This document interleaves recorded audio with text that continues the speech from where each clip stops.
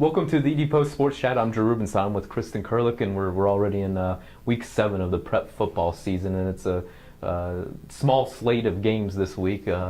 Preston and Clay Battelle are both off. Morgantown and University both return home. But first, before we look at Friday's games, let's kind of go backward and take a look at Clay Battelle's game. First time that you've been able to see the CBs this year, and they didn't really have many problems with Valley Wetzel. Not at all. The CBs looked pretty great on Monday. First of all, they had a tribute for Sydney Rush before the game, which was a very special moment, and I think everyone was had their emotions involved and was playing with a lot of heart that evening, and you could see that out there, and the CBs looked great all game. Tristan Hott threw for 2 touchdowns, ran for 2. Jacoby Steele ran for 3. Tanner Bragg caught 2 touchdown passes. They had just weapons all over the place. There wasn't much they couldn't do. Yeah, it seemed like kind of a game that they've had a lot of this season. Yeah. Now looking at Friday's games, first one we'll take a look at Morgantown High's hosting Wheeling Park. Battle versus number 12 Mohegans and number 3 Patriots. Last year's game was one of the more entertaining games, just from talking to you, that you got to watch last season. And it was a bit of a shootout. And do you think history will repeat itself, or could it be a different style game here? Yeah, that game was definitely, it was a fun one, probably the best I saw all year. I think maybe people might be hoping for a repeat, but the Mohegans are not. That's not the situation they want to be going into this week. However, all the same offensive threats for both teams are back. You have Chazzy Thomas for Morgantown. For Wheeling Park, you have quarterback Zach Phillips, you have running back Bryce Ingram, you have the receiver Eric Banks, all of whom are very fast players with big playmaking capabilities. So the potential for that is there again. However, MHS hopes that their defense has improved enough to stop those guys. And so far this season, they have.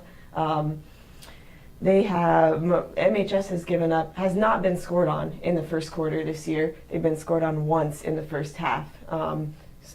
So really, as far as first team defense, that's pretty impressive. They're only allowing about 13 points a game, so that is the key for them to keep that up against a Wheeling Park team that has a lot of weapons. Absolutely. Offensively wise, what Chazzy Thomas has done, how impressive has this been? I mean, he won an award for last week's game, right? And to come back the way he has this season, and not only not lose a step, but it seems like he's maybe gained a step since last season.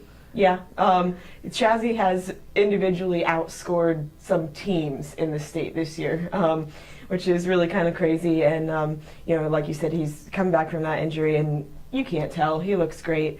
And the even more impressive thing about it is you talk to Chazzy, and if you didn't know, you would have no idea. Just a great kid, really down to earth, and just really having a good year, and he deserves that. Absolutely. The other game in town, University High is hosting Logan in their homecoming game. Is this one of the bigger, more physical teams that the Hawks have seen this season? Do they does the Wildcats bring a little something different defensively than UHS has seen in the first half of the season? Coach Kelly says that this will be the biggest and most physical team they will play so far this year. Record-wise, coming in, they're 4-1, which is, got to give them credit for that. However, they haven't played necessarily a great strength of schedule. They've played a AA team, a single A team, a pretty weak AAA team in there, but they are big. They line up across the front. They're about 270 on average, and they just run at you. They're going to get in a pro eye. They're going to run.